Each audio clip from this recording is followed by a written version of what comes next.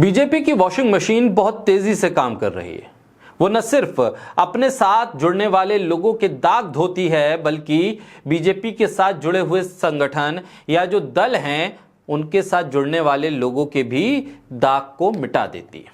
महाराष्ट्र तो बहुत बड़ा एग्जाम्पल है, जहां पर बीजेपी ने भ्रष्टाचार के आरोप जिन जिन नेताओं पर लगाए, वो सब जब बीजेपी के साथ सरकार में शामिल हो गए, बाइज्जत बरी हो गए, केस वापस हो गए, ईडी की अटैच की गई प्रॉपर्टी भी वापस हो गई और एक के बाद एक केस वापस होते जा रहे हैं। फाइलें बंद हो रही हैं, अदालतों को बताया जा रहा है कि कोई सबूत नहीं है, मामले फर्जी हैं, सब बेदाग हैं, पाक साफ हैं, क्योंकि वॉशिंग मशीन अपना काम कर रही है। एक एग्जाम्पल और सामने आया, महाराष्ट्र के शिवसेना यानी कि उद्धव ठाकरे वाली जो शिवसेना थी, उससे निकलकर एक महाशय शिंदे गुट वाली शिवसेना में शामिल हुए। उनके खिलाफ मुंबई पुलिस ने केस दर्ज किया हुआ था। शिंदे गुट में शामिल हुए, शिंदे गुट ने टिकट दिया, सांसद बन गए, 48 वोटों से जीत गए। उसके बाद मुंबई पुलिस ने उस केस को बंद कर दिया। एकनाथ शिंदे के लीडरशिप वाले गुट पे शामिल होने वाले शिवसेना के एमपी रविंद्र वायकर, उनकी पत्नी मनीषा और 4 करीबी सहयोगियों के खिलाफ दर्ज एक मामले में महीनों के बाद मुंबई पुलिस की आर्थिक अपराध शाखा ने क्लोजर रिपोर्ट दायर कर दी।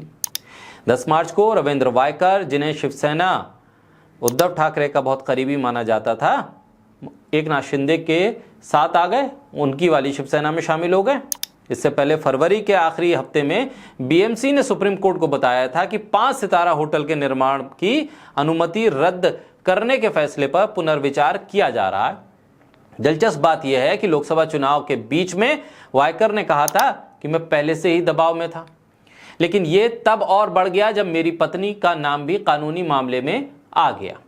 तब आपके पास पाला बदलने के अलावा कोई विकल्प नहीं होता है। नियति जिस हाल पर मुझे लाई है वो किसी पर ना आए।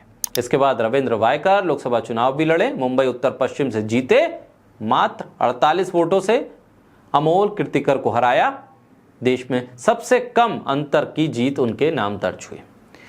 इस जीत के साथ साथ उनको फायदा यह हो गया कि भाई उनके ऊपर जो केस था, उनकी पत्नी का नाम जिन केसेस में था वो सारे बंद हो गए। उनके 4 करीबी लोग भी उस केस पे शामिल थे, उन पर भी वो क्लोजर रिपोर्ट दायर हो गई, यानी कि पाक साफ साबित हो गए। मामले को बंद करने का कारण बताते हुए EOW ने कहा कि मुंबई नगर निगम की ओर से दायर शिकायत अधूरी जानकारी और गलतफहमी पर आधारित थी।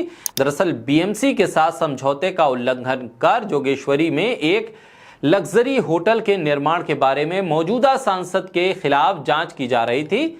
बीएमसी के उप इंजीनियर संतोष मंडावकर ने दायर शिकायत पर रविंद्र वायकर, उनकी पत्नी मनीषा, बिजनेसमैन पार्टनर आसू नेहलाने, राज लालचंदानी और प्रथलाल बिंद्रा और आर्किटेक्ट अरुण दुबे पर आपराधिक विश्वासघात, धोखाधड़ी और आपराधिक साजिश का मामला दर्ज किया था। मामला शुरू हुआ, आजाद मैदान पुलिस स्टेशन में दर्ज किया गया, जिसके बाद जांच आर्थिक अपराध शाखा को ट्रांसफर की गई।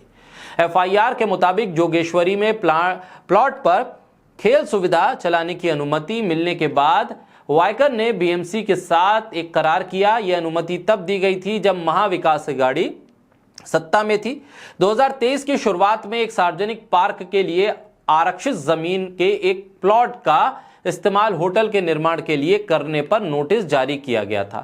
नगर निगम ने वायकर पर होटल निर्माण की अनुमति मांगते समय सार्वजनिक स्थान के लिए आरक्षित प्लॉट के बारे में जानकारी छिपाने का आरोप लगाया। भाजपा के नेता किरीट सोमैया ने आरोप लगाया था कि वायकर ने अपने राजनीतिक रसूख का इस्तेमाल करके एक बगीचे के लिए आरक्षित जमीन पर 5 सितारा होटल के निर्माण के लिए धोखाधड़ी से मंजूरी ले ली है और बीएमसी को भारी नुकसान हुआ है। किरीट सोमैया ने दावा किया था कि यह घोटाला है और इसमें 500 करोड़ रुपए से अधिक की धोखाधड़ी हुई है। 2014 में बीजेपी के सत्ता में आने के बाद से भ्रष्टाचार के आरोपों में कई एजेंसियों ने कई नेताओं पर केस दर्ज किए, लेकिन अब जब वायकर खुद शिवसेना के शिंदे गुट में आ गए हैं, किरीट सोमैया की बीजेपी के सहयोगी बन गए हैं, तो अब उन पर से तमाम केस वापस हो रहे हैं। किरीट सोमैया ने जो 500 करोड़ के घोटाले का आरोप लगाया था, शायद वो भी अब वो वापस ले लेंगे, वो बयान भी बदल देंगे, क्योंकि अब तो वायकर उनके सहयोगी हैं। 2014 के बाद से 25 नेता बीजेपी में शामिल हुए, इनमें से 10 कांग्रेस, एनसीपी शिवसेना से 4 और 10 कांग्रेस से थे, टीएमसी से 3, टीडीपी से 2 और समाजवादी पार्टी वाईएसआरपीसी से 1-1।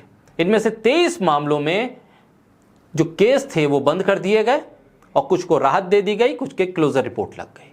मामला साफ है, आप अगर सत्ता के रेखा की तरफ हैं, कबड्डी के खेल में जो एक लाइन होती है, उस लाइन के एक तरफ सत्ता पक्ष है, दूसरी तरफ विपक्ष है। अगर आप सत्ता पक्ष की तरफ हैं तो आपके दाग अच्छे हैं, वो धोए जा सकते हैं, वॉशिंग मशीन वहां मौजूद है। आप विपक्ष में हैं तो आपके साफ सुथरे कपड़ों पर भी दाग लगाए जा सकते हैं और दाग मजबूत बताए जा सकते हैं और आपको सालों तक जेल और अदालत के चक्कर में फंसाया जा सकता है।